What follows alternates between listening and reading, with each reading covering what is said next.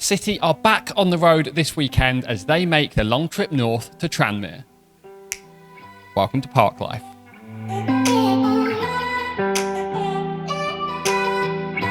Coming up on today's show, we have all the usual from Matt Taylor.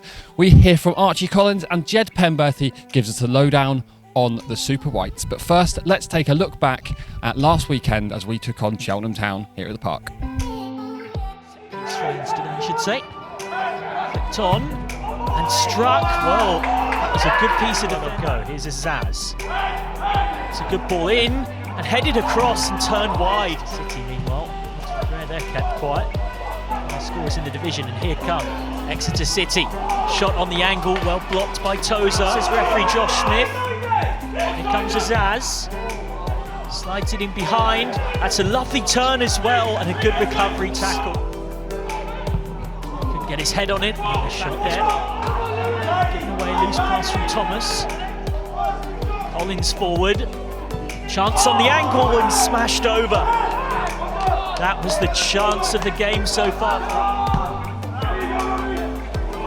Forward, and that's caught the Cheltenham defence out. Big chance this for Randall.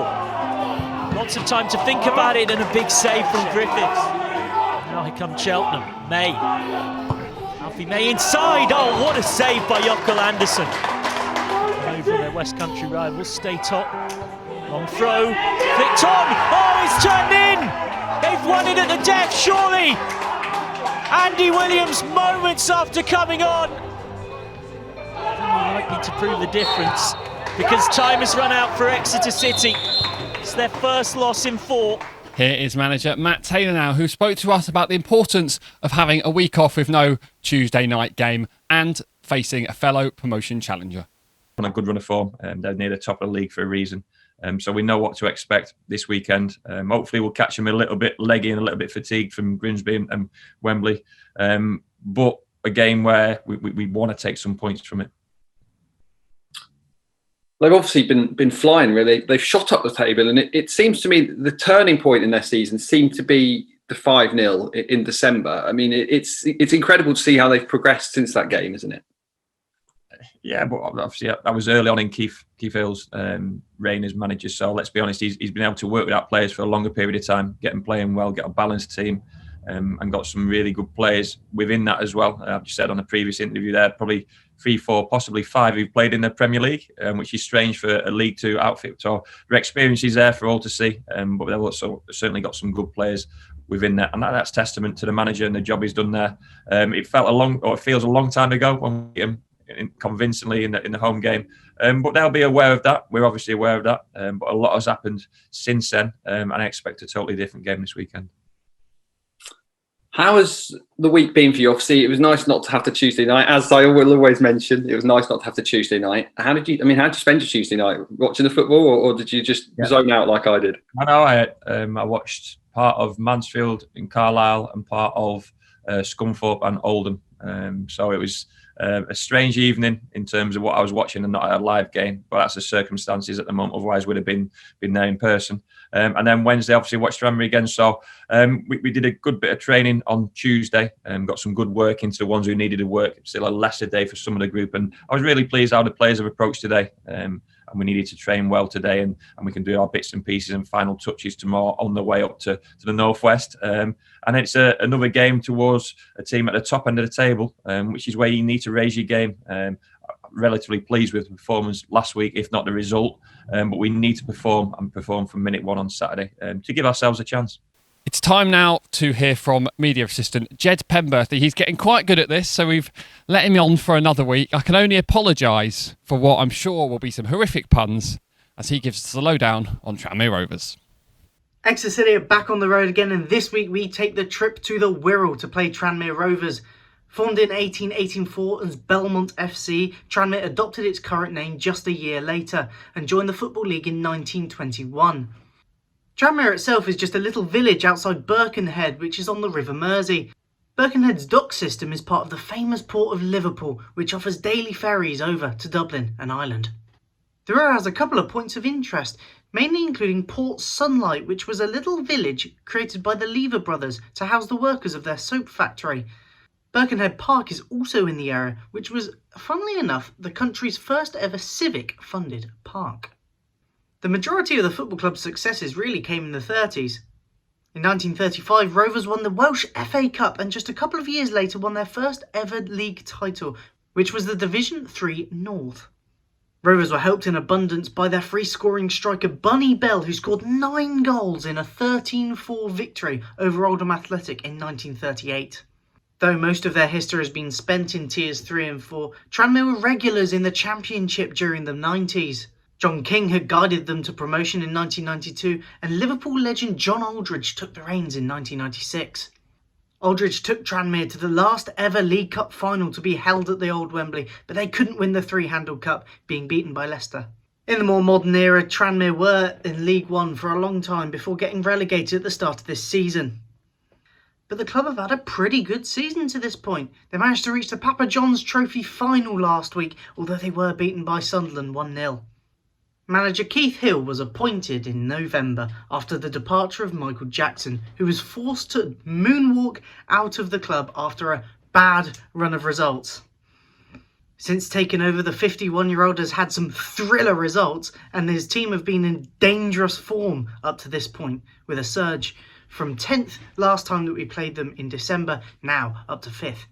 Keith Hill played over 400 games in his career and was twice a third division playoff winner with Cheltenham Town and the other team down the road. He went into management in 2006 with Rochdale before moving to Barnsley, but within a year returned to Scotland. After a failed spell at Bolton Wanderers, he was appointed manager at Tranmere Rovers. Of course, this weekend Exeter City are on the road and they make the trip to the nearest Football League ground to the River Mersey.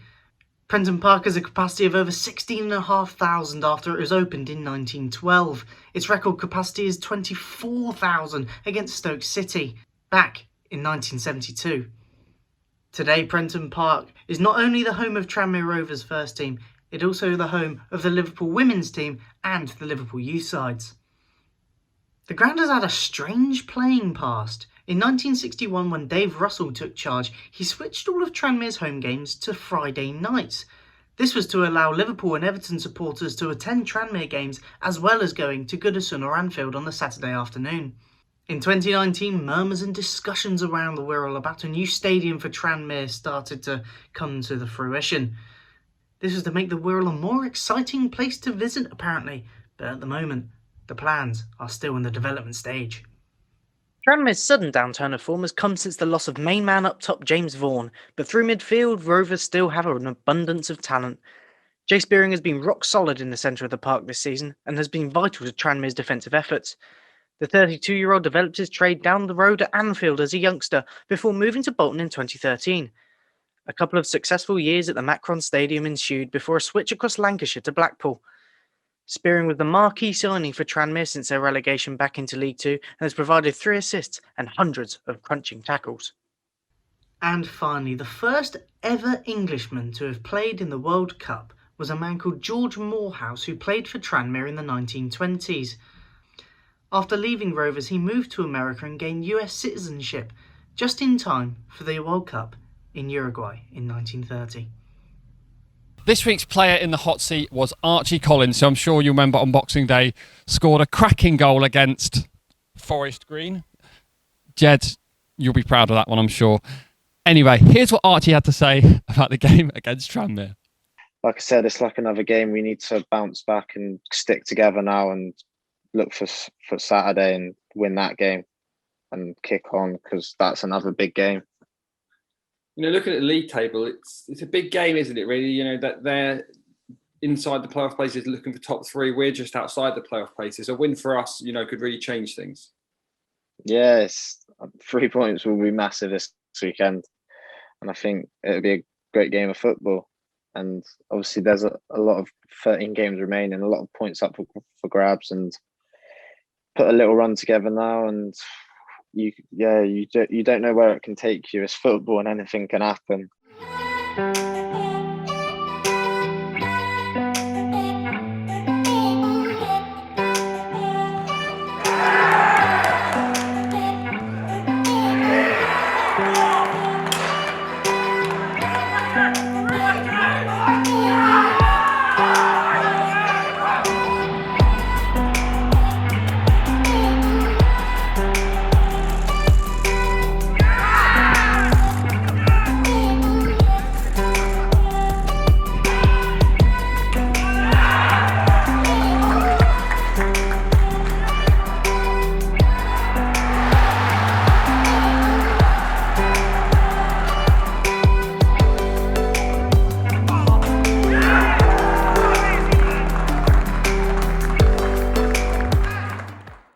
when we faced Tranmere Rovers back in December. It was a great day for two reasons. There were almost 2,000 fans here in the park and they witnessed a 5-0 win, and Ryan Bowman scored a hat-trick for the second consecutive home game. Let's take a look back at that one.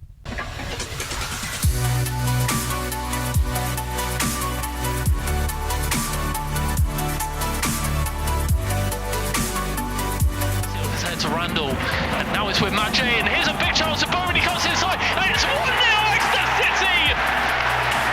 What a finish, Jed Taylor, and then we go into the real chance. Oh, it's our penalty. It is. Joel Randall being taken down, and then here we go. He just strolls up and hits it in on the right-hand side, bottom right-hand corner, and Exeter City with 18. He'll go for the shot, and it's 3 goals to nil. It's Ryan Bowman. Joel Randall looks to be He's in the penalty box. He goes off nicely. Jed Taylor with a shot. Oh, what a goal by the skipper, Jed Taylor. Oh, take a bounce. He's in one-on-one with the goalkeeper, squares it off to Bowman, and is that the hat-trick? The linesman flag stays down.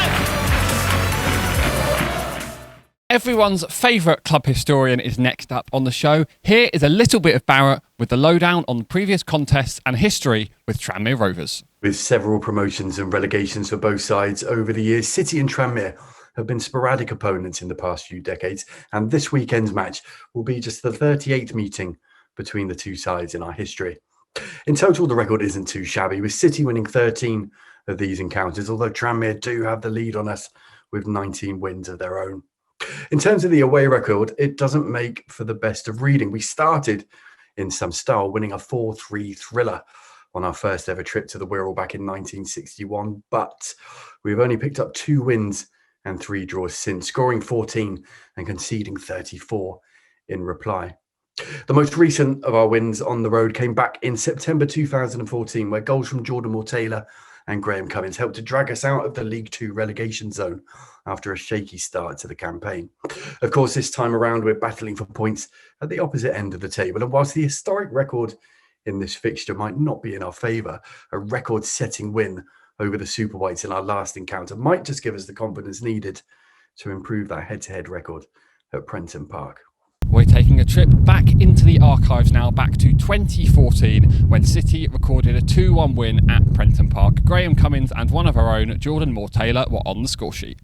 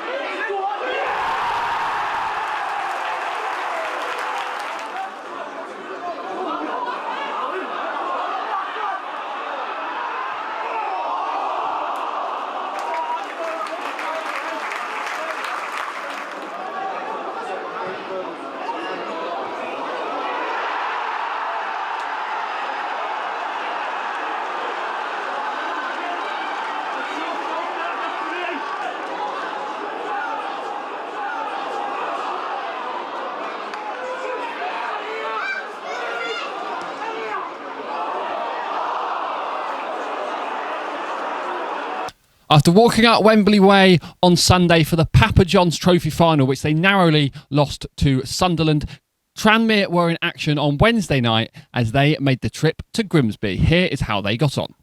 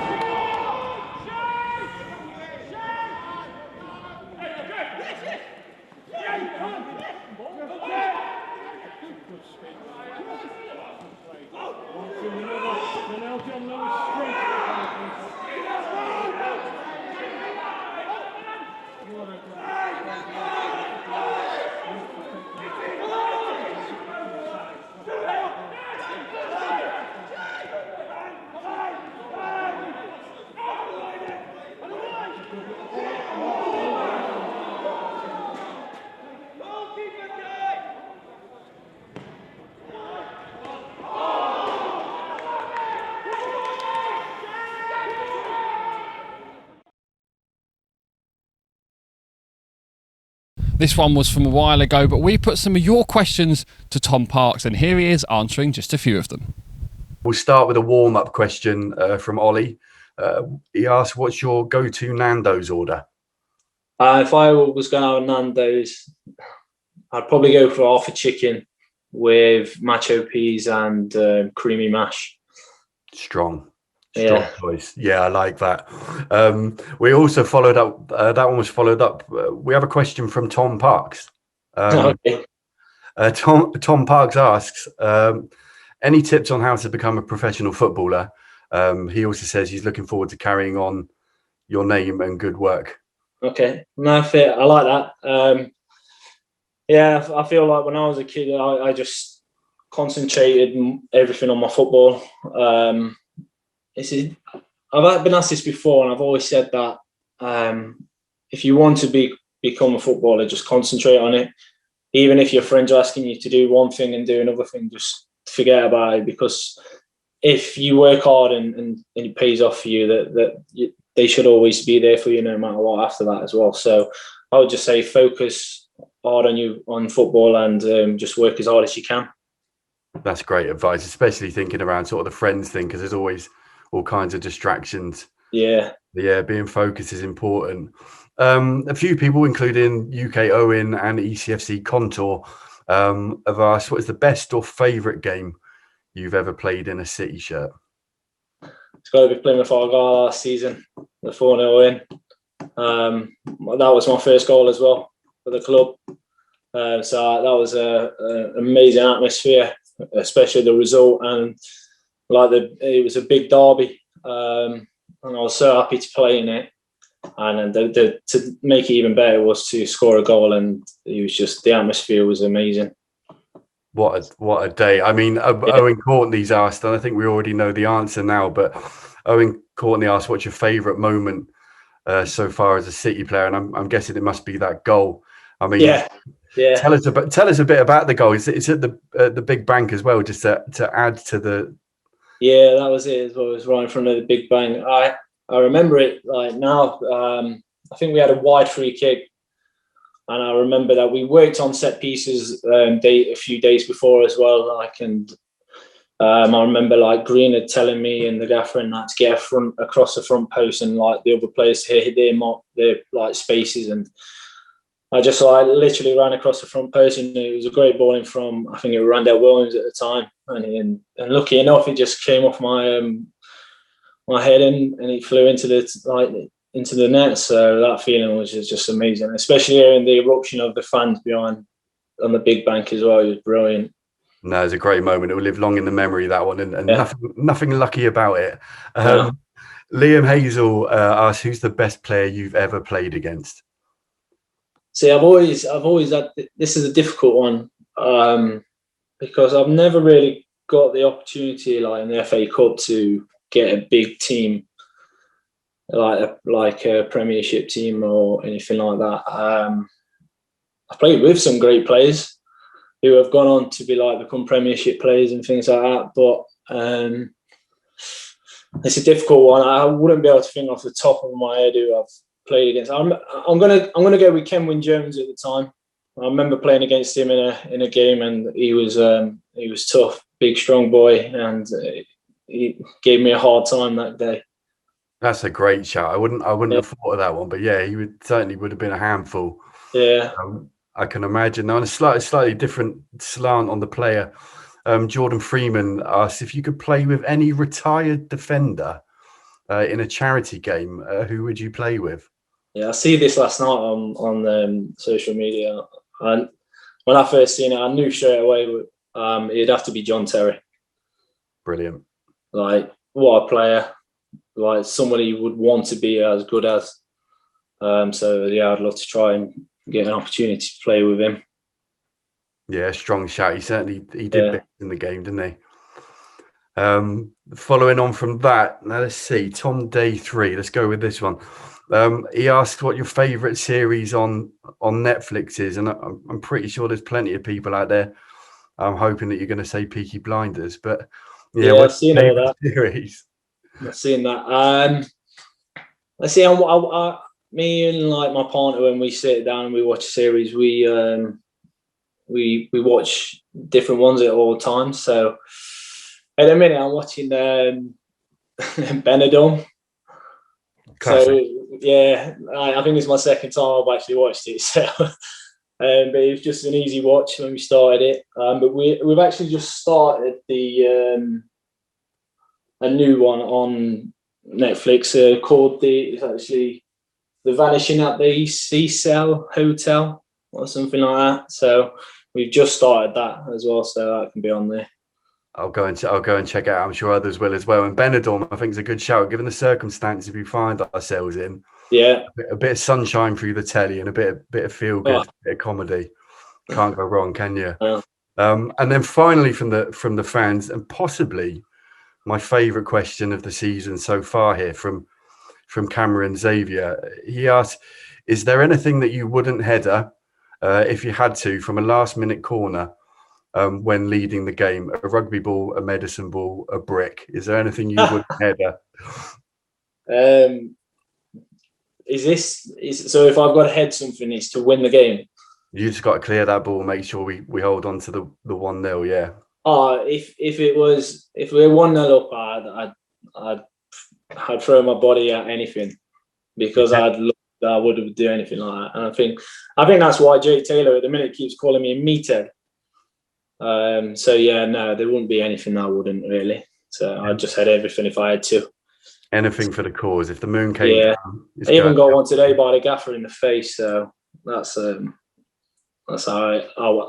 far I'd go. Follow in your heart, in spirit, in soul.